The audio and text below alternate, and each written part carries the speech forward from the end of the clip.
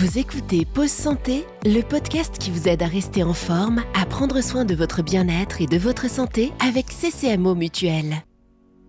Bonjour à tous et bienvenue dans Pause Santé, le podcast CCMO Mutuelle dédié à votre bien-être et à votre santé. Aujourd'hui, nous aborderons l'ostéopathie. Pour en parler, nous recevons Philippe Auer, diplômé en kinésithérapie et ostéopathie. Quand consulter, pour quelles raisons, on vous dit tout.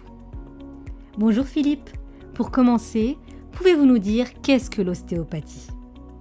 L'ostéopathie, c'est une pratique de soins qui va reposer sur des techniques manuelles qui visent à prévenir, diagnostiquer et traiter des pertes de mobilité au niveau de l'ensemble du corps humain dans le but d'améliorer la santé. C'est une pratique qui va considérer la globalité de l'individu et qui va venir traiter les causes des dysfonctions et des douleurs.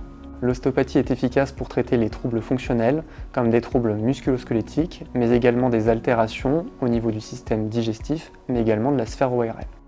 Et quelles sont les différences entre l'ostéopathie et la kinésithérapie ?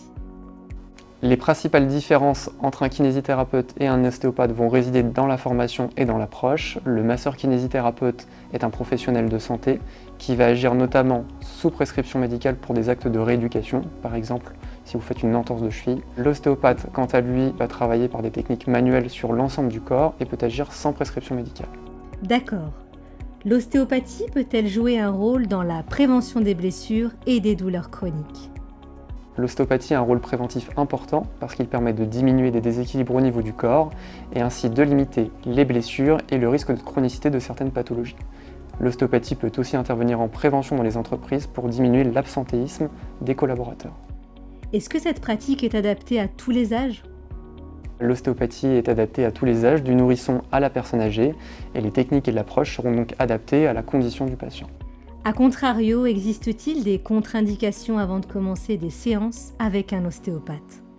Certaines conditions comme des fractures récentes ou des pathologies infectieuses graves sont des contre-indications à la réalisation de séances d'ostéopathie. Dans ce cas-là, il convient d'en discuter avec votre ostéopathe qui pourra vous réorienter vers une consultation médicale si nécessaire.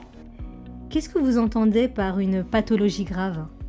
Alors pathologie grave, ça va être tout ce qui va être pathologie infectieuse. À partir du moment où il y a une infection, on ne manipule pas, en tout cas moi je ne manipule pas. À partir du moment où il va y avoir une fracture et qu'il y a un état inflammatoire très important, voilà, c'est ça qu'on va entendre comme pathologie grave.